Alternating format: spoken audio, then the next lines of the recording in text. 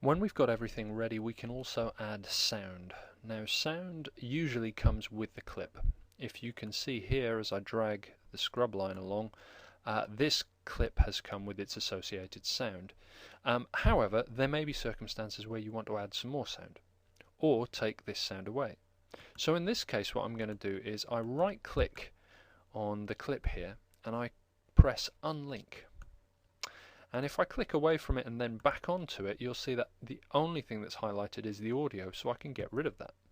Alternatively, I could use it elsewhere, stretch it out.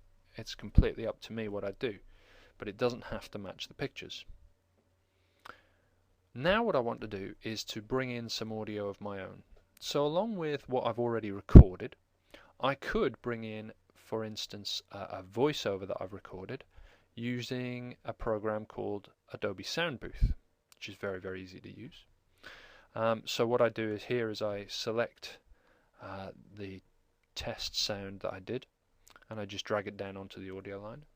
And of course the other thing that I might want to add in is sound effects. Now you can get MP3 sound effects off the internet, you can get CDs of them, and you import them exactly the same way. Control I, it puts them in here in your bin, and you would drag them down onto the audio line. The final thing that I might want to import, Control I again, is a piece of music. Let's go for something a little bit haunting. And there again it appears in my bin, and again I can drag it down onto the audio line. Now if you remember a while back, we were talking about the use of this yellow line in the audio and the video.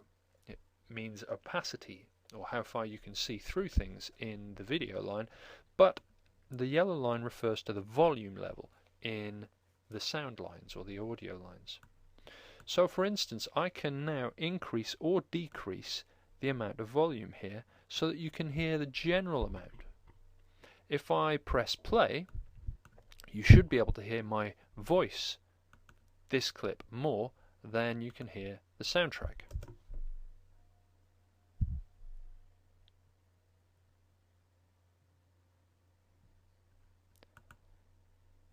If I had the soundtrack on, of course.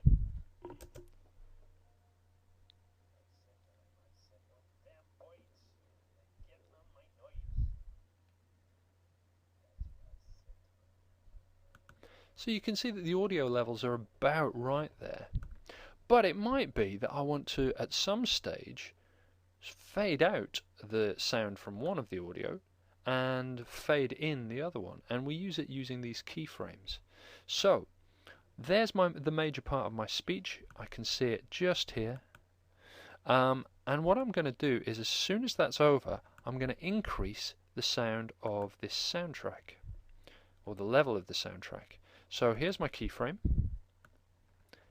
and I'm going to do another keyframe here just a bit further along, and I'm going to pull this one right up so it's as loud as it can be.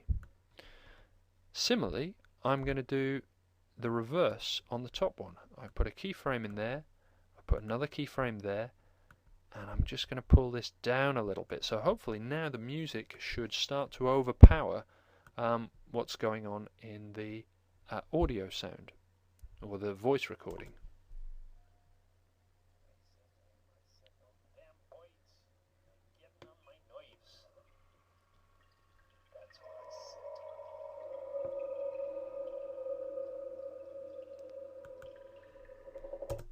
You can see there that the sound has increased dramatically, the volume level of the soundtrack, and that's how we control it, by going up and down like that.